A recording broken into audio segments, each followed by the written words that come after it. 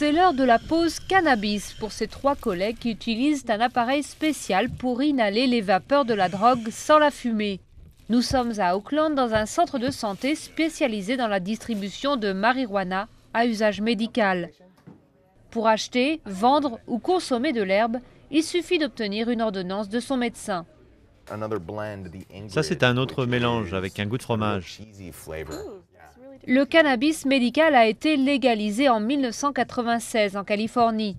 Depuis, le nombre de boutiques spécialisées a explosé, tout comme les formes sous lesquelles il est distribué, huile, crème pour le corps ou même sauce pour assaisonner la salade.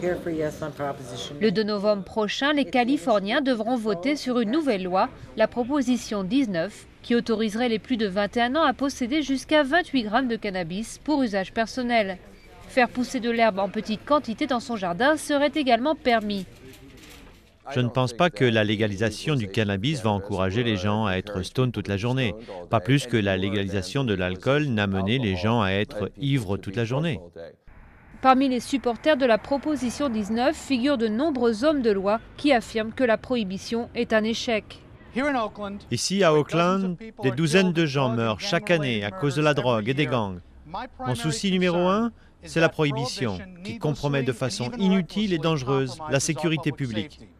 Pour les opposants, la proposition 19 risque d'augmenter la consommation chez les jeunes et de créer un trafic venant de gangs extérieurs qui viendraient acheter en Californie pour revendre ensuite dans leur État. Des problèmes pour certains à ne pas négliger.